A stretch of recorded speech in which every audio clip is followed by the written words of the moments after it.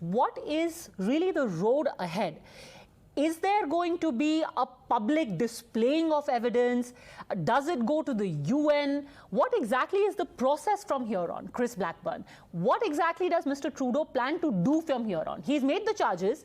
He expects India to cooperate, by the way, but cooperate on what? Yeah, well, I think we've already seen that the Canadians are prepared to go to their own media first. I think if we can see scenes that were like an expose in the UN could possibly potentially be the way forward.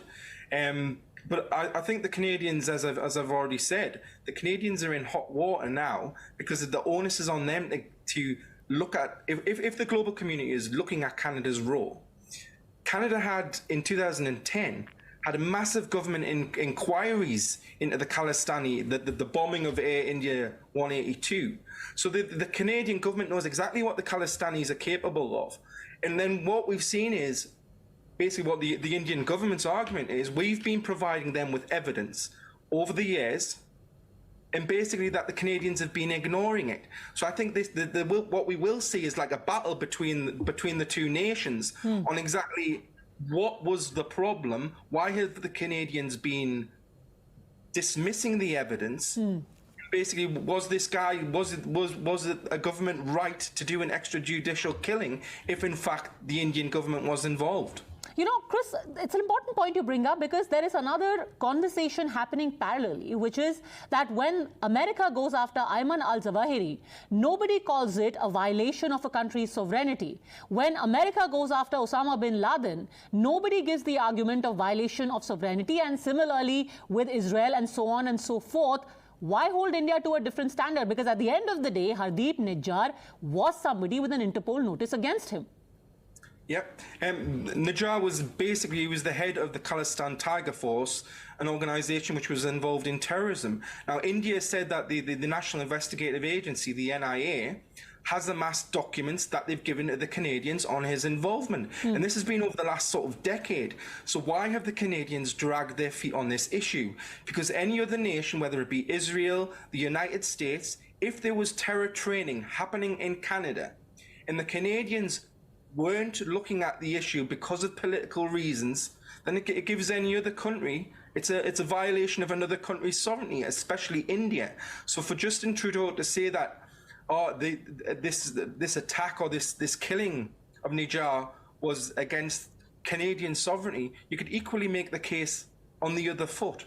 And that's pretty evident now, because from the images that we have of Hardeep Singh Nijjar, his activities continued beyond Indian soil in Canada. If he's organizing arms training, apparently he also traveled to Pakistan while he was living in Canada. He went and met the assassin of Beyant Singh while being purportedly a Canadian citizen. Chris. Exactly, yeah. So I mean, the NIA and the Indian government have made their case. We've heard over the last day or so, there've been sort of people within Canadian media said, oh well, the evidence wasn't strong enough. Well, what was the evidence? And I think that at the end of the day, it's going to boil down to who actually has the evidence here. Kurt Lubimov, is it time to turn the conversation around? And when Canada argues that its sovereignty has been violated, shouldn't it also answer questions about why for the last 20 years it has repeatedly sat on requests, formal requests, not just allegations, requests given with evidence for the extradition of Indian citizens who have found shelter in Canada? What about India's sovereignty? Well, absolutely. I mean, at the end of the day, Canada cannot harbor terrorism or be a safe ground to it and ignore it and then pretend it's someone else's fault. What happened inside Canada is Canada's responsibility. So we're seeing Justin Trudeau not addressing it all. We see Jagmeet Singh, who clearly has ties to it, has been silent on that as well. It would be great to see the government of Canada come out and address directly and raise concerns about such activities within Canadian borders, but they haven't done that yet. So the responsibility is just as on Canada to say, well, we have a problem here. We have to realize it. And India, which is our partner, is our friend, our ally, has raised concerns for decades, and Canada hasn't answered us. So whose fault is it really at the end of the day? Canada has to step up. Canada is a young country in a sense, so we don't deal with a lot of global conflict because we haven't really, we hide behind the U.S. We have an ocean between us and three sides, so we haven't had to deal with global politics internally from extremism and all that for a long time.